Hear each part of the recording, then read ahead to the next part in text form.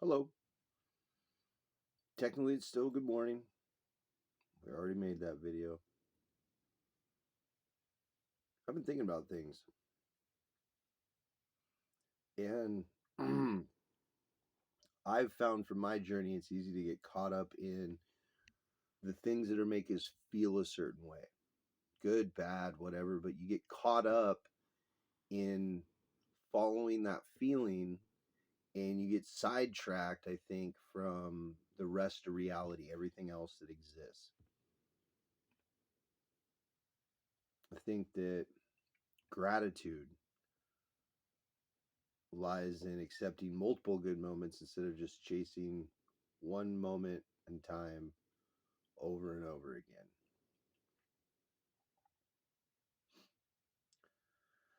again. Some of you watch some of the videos and they've had like this weird undertone to it. You don't know why, but you're tuning in because something I'm saying makes sense to you in a way maybe it shouldn't. Maybe it shouldn't. For the people that are like opposed to the energy that I'm creating, have you figured out it's a trap yet? I play fair. I don't think that nothing needs to be hid in the darkness. Like everybody else, even when they're making plans to counteract, they think that somehow that hiding it from the people that are evil that that'll matter anyway you look at it. So like everything in the light from the start. And then if that's the case, call me a liar. I already said it in front of everybody. Go ahead, write it down. I'll sign an autograph on the book that says I said it. So I'm going to give you a message. This is for all of you that are fearful, that are in doubt, all the people going through like the hardest parts of their lives right now. And this also goes out to all the people that they need a hug more than anything. You know who you are. You see me seeing you, seeing me seeing you. Like, I understand. So here's the message: we already won. I already said that. In fact, I said that for the first time like 4 years ago. 5 years ago, I was running around saying I won. Singular as a human being. And the ripples of saying that I won, but the ripples of saying that we already won, well, it's just truth. Isn't it weird to speak a truth into a time that's not currently the time where it's actually truth, but then you get to a point in time where it becomes true and you have to accept the fact that it was always truth? We already won. These ideas that somehow we're not free, that somehow every last person out there isn't a perfect version of themselves, that somehow all you beautiful humans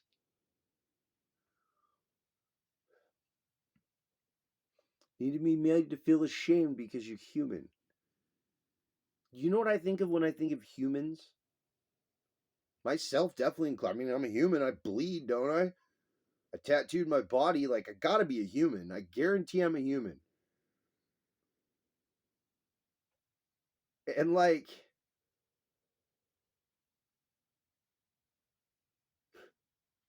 how do I even explain this? Like, I've got a thing I want to say, but to get there requires like 4 trigger points, like 4 of them. And I don't know how to express to you those 4 trigger points in a way that makes sense. So I'll do the best I can to explain it in a way that probably might make me sound a little crazy, but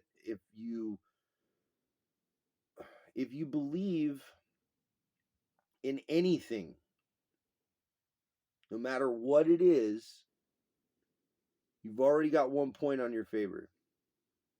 And it's not what you believe in, it's that you believe.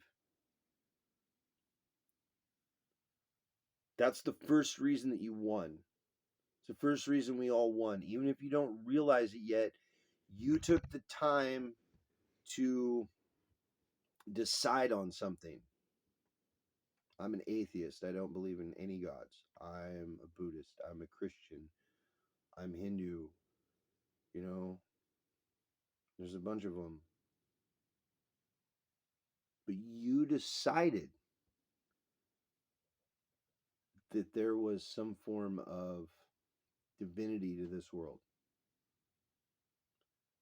And even the people that are really negative and really evil and go out of their way to do evil and negative things, it's because they're mad at what they think God is. And since they think that God's a certain way, they rebel against it. There's separation between self and some people say spirit, some people say God. It's not what you believe, it's that you believe. And so what we're going to do right now is first thing we're going to do is we're going to hit a trigger point. And I'm going to prove God to you using only logic. There will be no talks of theology. Is that even the right word? What am I throwing out here? There'll be no conversations in regards to any denominations for any reason whatsoever. Instead, I'm going to take you back to something I learned in college. And I only took a year of college. That was all. Community college. That was all. I only took subjects that I wanted to study because I wanted to learn about them. And when I was done learning about them, I just quit going to school and accepted a debt, because you took the student loans. Who cares? I still haven't had to pay it back. And for all the controversy and people going back and forth, the idea that education shouldn't be free and readily available is ridiculous. And that's why I like the internet, even though I don't like it for a lot of reasons. I can Google and look up any subject. In fact, at this point, there's nothing on YouTube that I can't Google and watch. Some guy who's only got 3 views, but absolutely understood it was imperative that he show you this one thing. Knowledge should be free. However, so there's this guy, right? Ancient philosopher, straight out of Greece, hot off the presses. And he stated that there were 3 ways that we get all knowledge that we understand total.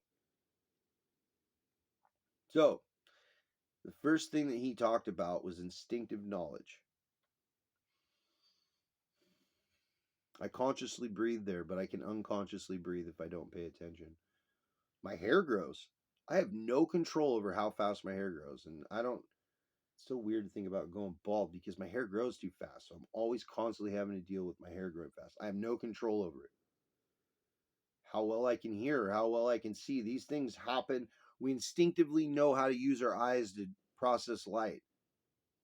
And then everybody else tells us what the words are of what it means. But instinctive things. Instinctive things. He said, the second way we get all knowledge is firsthand knowledge. Our 5 senses. The things that we experience throughout our lives that we consider to be truth or a lie. But this was the second way that we gained our knowledge. And he said the third way, isn't it funny how they always do trinities? The third way we get all our knowledge is secondhand. We read it in a book, watched on TV, someone told us a story. Our grandma, who would never lie, told us a story that we know absolutely has to be true, even though there's no proof of it anywhere anymore. And I think probably, and maybe I'll get some comments disagreeing, which I'd love to hear because I love philosophy. It's one of my favorite subjects. But he stated that these were the 3 ways that we gain and experience all knowledge that goes into our brains that we use to interact with our environment. There's those 3. There's 3 of them. Then he stopped his class Maybe they were sitting on rocks outside. I don't know. This was Greece, so we can't really tell. We just have structures, some records. And he said to them, "What is a chair?" And they go, "What is a chair?" He goes, "Yeah." He goes, "I have a question for you, and we're going to get there. But what I want to ask is where does your idea of perfection come from? What does that got to do with the chair? I'll show you, but where do you think your knowledge of the concept of perfection comes from? Not even whether or not you believe anything to be perfect, whether or not it's a real or just a concept, but the concept of perfection itself. And for that, I'd like to use the chair." And they go, "Okay, well, what do you mean?" He goes, "All right, so here's a chair. You got a stool sitting on, He goes, "Can any of you think of a way to make this chair better?" And everybody had something to say. "You can do this, and you can do that, and you can do that." And he wrote them all down. He said, "Okay, what else could we do to make the chair better?" And this went on for like most of an hour. No one was slowing down. There's all kinds of new ways that they could figure out. And now they're starting to get real creative. They're clear out there in the imagination, but they were creating new chairs that were better versions of the old chair. They were using a process called perfection. In their mind, in their imagination, they were creating the illusion of perfection by creating more and more onto the number one. So he let this go on for a while. And he said, "Okay, so we can all agree that we could probably continue to come up with a better chair no matter what. Yeah. Check this out. I got this design over here. Okay, cool. Where did you gain the knowledge to learn to do that?" What? Everybody was just like, "What?" He goes, "Listen, where did your idea to perfect something come from? Everyone in the room knows what the word perfect is, right? Where'd you learn it?" Everyone got real quiet. He said, "Well, I'm going to pose a thing to you that I believe to be true, and you guys can take what you want from this and leave the rest." He said, "You remember those 3 different ways that I was talking about how everybody gains knowledge?" He said, "Let's skip the instinctive. Let's talk about firsthand knowledge. Is there anybody here in my class or is now listening to this video that can respond to me with the example of perfection and not personal perfection, but an example of perfection that we can use as an all-time anchor, as the definition of perfection, in which all things that can then be processed against on whether or not it's perfect, because this is perfect." A couple people tried to speak up. I was on this date with the most beautiful girl, and I decided I was going to marry her, and there was a sunset. The guy looks at me and he goes, "Were you rich?" "Well, no, I'm not rich." And he says, "Would it have been any better if you were?" And the guy sat back down. And another guy spoke up and he said, "But listen, man, I'm telling you, I just made this new alcohol, and it is the God's ambrosia. There's nothing like it in the whole world." The guy looked at him and said, "What would your life be right now if you'd have made it a year ago? Would that have made it more perfect?"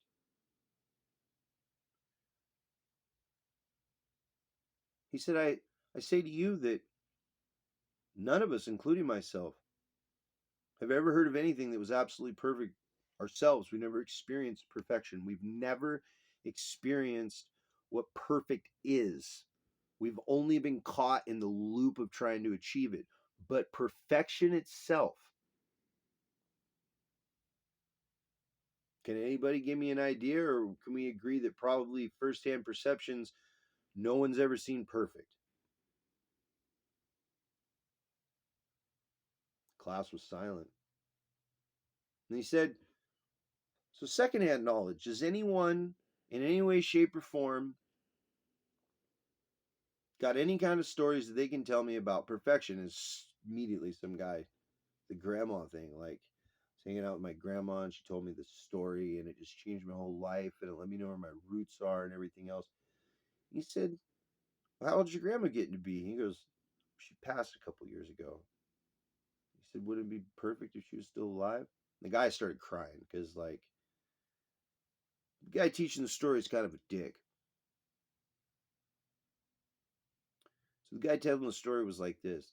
He said, if none of you can disagree with me, that we gain all knowledge from three sources. And none of you can disagree with me. The first and second hand knowledge in any way, shape, or form has anyone ever seen perfect. He says, and I state to you, according to rationality, that the only way that any of us understand the definition of perfection, the very idea to get the concept to go towards perfection in any way, shape, or form that we choose to create in this world, that you know it instinctively, like your heart beats and your hair grows.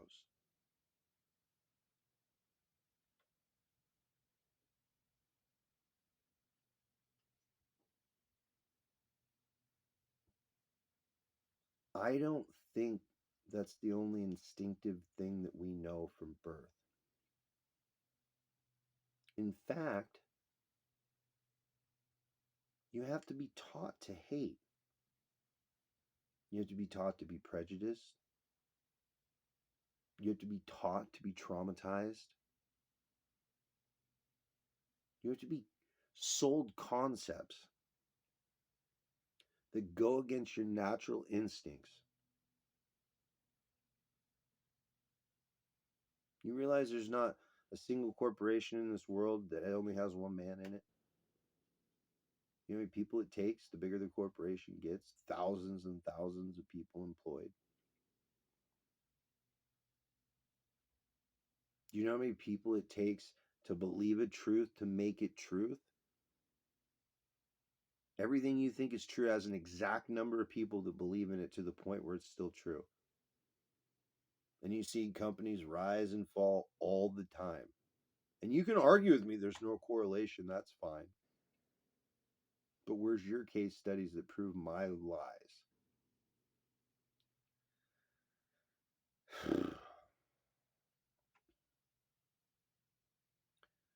We've already won. That's something that you need to remember instinctively. You need to remember that you love yourself. Why would you hate yourself? You're the only version of that number one there is. Like, you're it.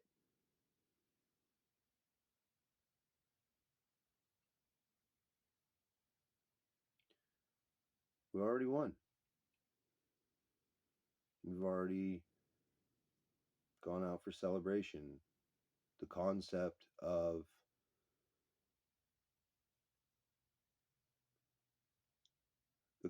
that there would be an action and no equal and opposite reaction is crazy. And as with many negative things going on in the world, did any of you stop to consider and hold faith in the fact that probably the polar opposite was on its way? That probably, since everything works as a yin and a yang, if evil was allowed to reign so hard,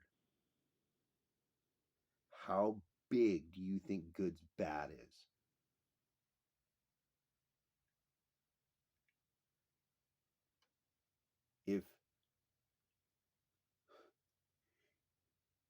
If the darkness in everyone is so complete, how come it had to ask to take up residency?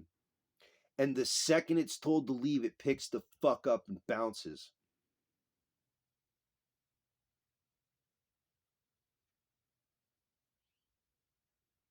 Miracles are coming. Miracles are coming in such a number that everyone will be overwhelmed. Positivity is coming to this world like a train, and it ain't slowing down for nobody or nothing. Truth will be wielded like a mace because things need to be knocked down, not cut apart.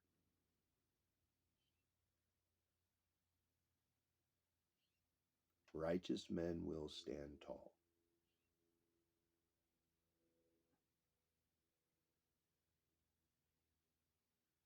And there'll be nothing that anyone can do about it. And it'll be like dominoes. Let me predict to you the future. Like dominoes, they will fall.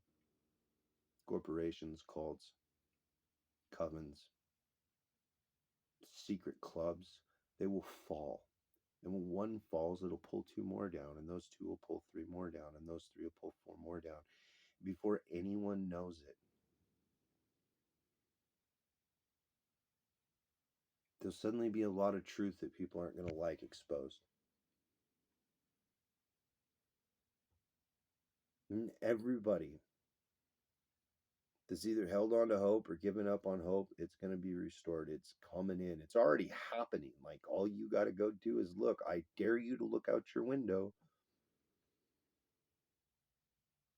and smile. And like, I keep hearing how many people are holding on to the guilt of like people, places, and things that like it was a life experience. Let it go. It's not about the then, it's about right now. And the only way that that thing is still happening now is because you're still considering it as something you're dealing with emotionally instead of it being an emotion that you felt and you let go of. There's only advice I can give you, because we already won, is that you have to be gentle with yourself. You got to forgive yourself, and you got to love yourself, and you got to go get in your river, and you got to just start doing the work. You got to do it for a whole 61 days. I know that's so grueling to have to do it for 61 days, but if you could just breathe for 61 days, you would find that you too have already won.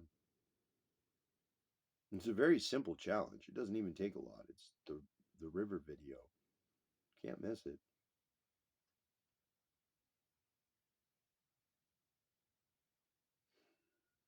I am so very grateful for everything that happened in my life, because I'm sitting here having a video about it, talking to you, talking to myself. By all rights, I don't think I should be alive anymore. A few different times over. And that must mean there's another party coming. There's going to be a good party somewhere. I got an invite. I don't even know where the party is yet or when it's happening, but you guys probably got an invite too. I guarantee you probably got yours before I got mine. I'm always last to get invited to the party somehow. Or I just show up. I didn't even know there was a party, but there was, and they just let me in the back door, even though they weren't even going to give me a ticket. And then, like, I'm in. And it was a good party. And I just feel like that's what's next. If you need some words of guidance, get ready to party.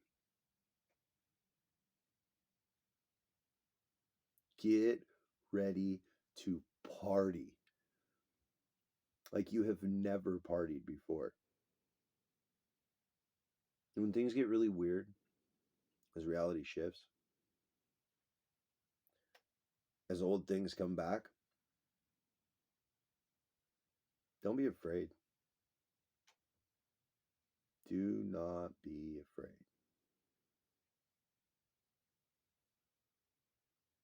And you may find that I am not a liar and that we have already won. And there's no changing it. None.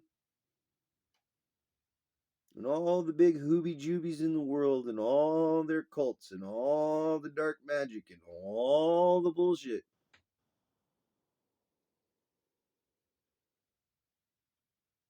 All they've been doing is writing out this big card of how fucking dumb they're being. Oh, I did this. Oh, I did that. Oh, I did this. And maybe some of you stopped believing a long time ago in angels and demons and metaphysics and a whole bunch of things. Maybe some of you never did.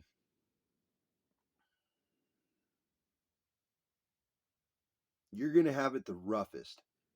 And I am sorry that you're going through it. Specifically to you. God.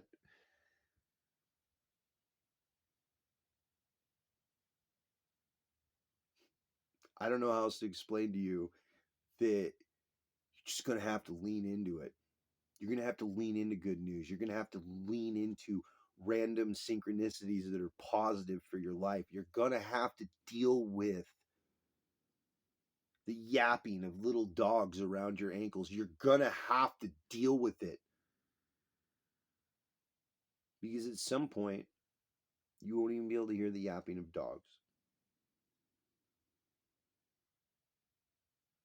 And that's it. And then it's done. And there's not even like an angle to make it wrong again.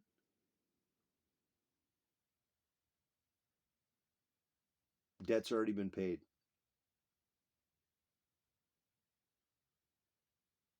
Debt has already been paid, and none of you owe.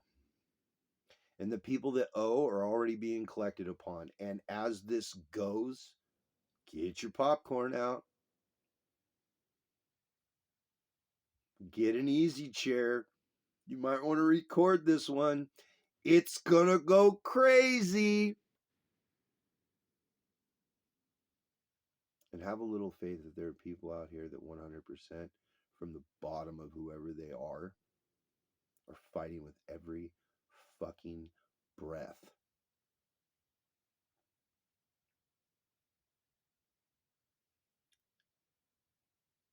We already won.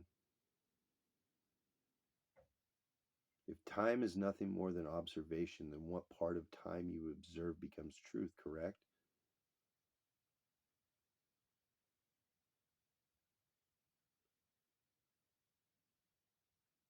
What if all the demons already got banished? What if all the magi have been broken and silent? What if their magic doesn't work anymore? What if every time they open their mouth to be negative, something spews out that ends up negative in their life? What if it's already like that? What if we're not waiting for anything? It's already done. What if the power of fucking bullshit is already broken? How are you going to deal with that? You still scared? Because what they used to be able to do, why can't they do it anymore?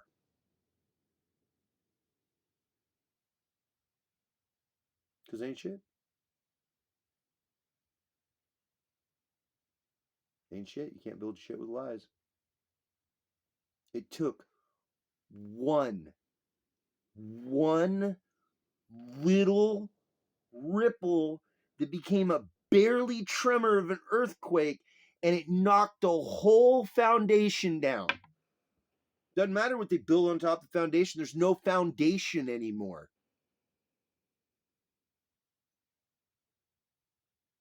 So to some of you think I'm weird, some of you think I'm crazy, but some of you heard what I just said, and you better take some solace in it because I took the time to say it. And I don't waste time. I really don't. I promise it might look like from the way that I live my life that somehow I waste innate amounts of time, but wrong. What I do requires concentration and silence. What I do requires space to cry and scream and yell and transmute what I'm feeling into what's going to happen because of how I'm feeling. And that takes a lot. It takes a lot in a way that like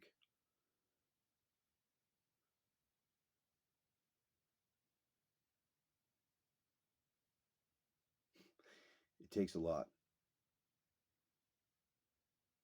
So don't follow me. I got a face tattoo. But I heard from a little bird that we already won. And I think I'm going to go ahead and trust that bird.